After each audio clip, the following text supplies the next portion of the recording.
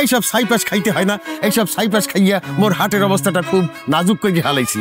হ্যাঁ, মেয়ের বাসা খুঁজতে আস, মেয়ের বাসায় যাইয়া হাটের চিকিৎসাটা করাম। তা মেয়ের বাসা কোথায়, ঠিকানা কি?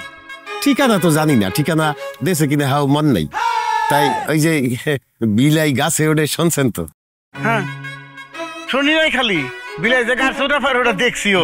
আপনার কি গাছ ওঠা শখ হয়েছে? আপনি তো ওঠা না পারেন, তাহলে কবিরাজের কাছে ওষুধ নিয়ে আসেন। নাকি ওষুধ কবিরাজ দিয়ে দিছে বিলাই গাছে ওঠে ওঠার লেগে? আরে না রে ভাই, সেই কথাটাই বলতেছিলাম।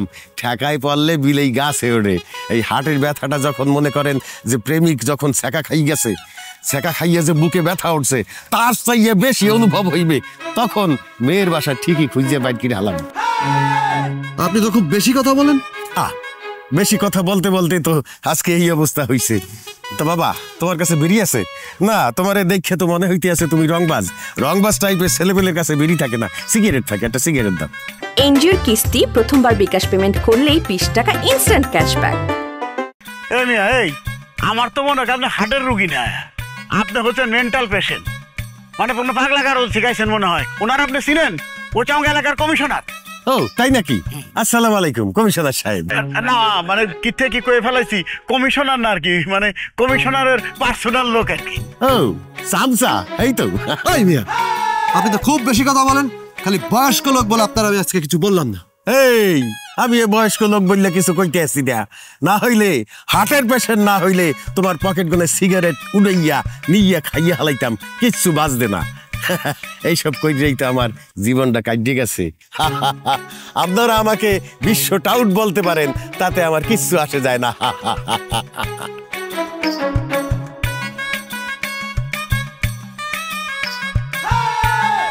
ভাই সাহেব, মনে পড়ে গেছে, আমার মেয়ে এই এলাকাতেই থাকে, কিন্তু কার বাসায় যে থাকে সেইটা এখনো ঠাউর করে উঠতে পারি নাই। ঠাউর করে হালামু। এনজিওর কিস্তি প্রথমবার বিকাশ পেমেন্ট করলেই 20 টাকা ইনস্ট্যান্ট ক্যাশব্যাক। ক্ষতি শীঘ্রই দেখা হইবে। ভালো থাকবেন। আসসালামু আলাইকুম। ভাইজান, আপনি যে টাউটের টাউট, আপনার মেয়ের বাসা যেন এই এলাকায় না হয়। ভাগ্য কাকে কখন কোথায় নিয়ে যায় সেটা কি আপনি বলতে পারেন ভাই সাহেব? দেখা যাইবে আনে আপনার বাসায় আমার মেয়ে বাসা ভাড়া করে থাকতে আছে, তখন তো ডেইলি ডেইলি দেখা হইবে। আসি, আসসালামু আলাইকুম। কত কিসিমের টাউট বাটপার যে এই শহরে দেখলাম, এগুলা কোন পাগলা গারদ থেকে যে আইছে আল্লাহ মাহফুজ জানে। অসহ্য সব বোঝা। রঞ্জু,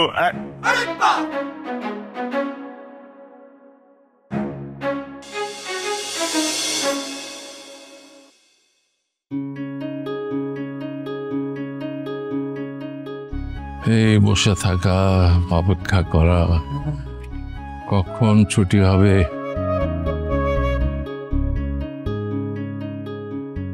ভালোই লাগে। সাগিলের জন্য তো সময় এইভাবে কাটিয়েছে অনেক সময়, এখন নয় তার ছেলের জন্য একটু কাটাচ্ছি। বসবে নাকি? বসো এখানে। আমাদের বয়স তো হচ্ছে না, ছেলের জন্য যখন এইভাবে বসে থেকেছে তখন তো আমাদের বয়স কম ছিল। এখন তো আরামের সময়, আরাম করবো এখন তো আমাদের।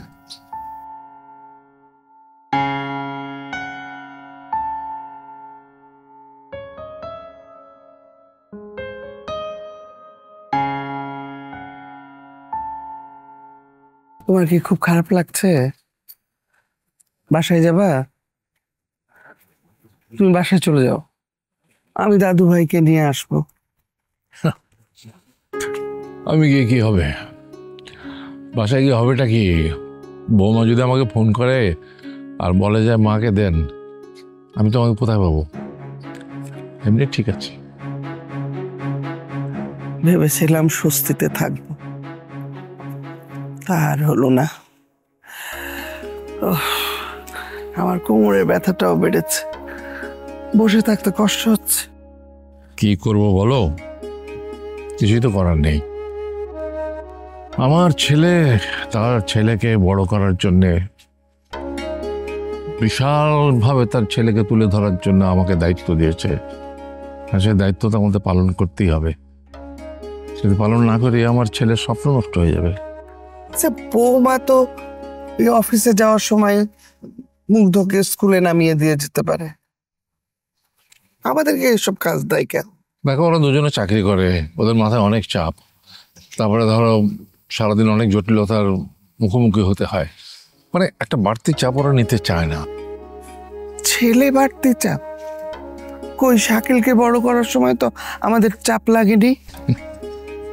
শাকিল যখন স্কুলে যেত, রোদ বৃষ্টি ঝড়ের মধ্যে শাকিলকে নিয়ে স্কুলের বারান্দায় আমি বসে থাকিনি। তাতে লাভ কি হলো? ও ছেলে তো কিছুই শেখেনি। ঠিক, শাকিলটা কিছুই শেখেনি, কিছুই বোঝে না। তাহলে তোমার হার্টের ব্যথা দিন দিন বেড়েই চলেছে, শাকিল একটুও বুঝছে না।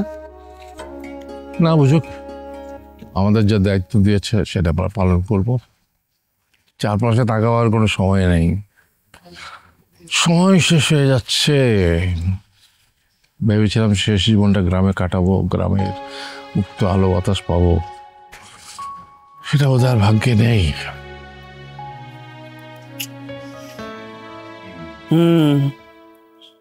সেটা ভাগ্যে নেই, কিন্তু মরার পর আমরা ঠিকই গ্রামে যেতে পারবো। কেন বলো তো?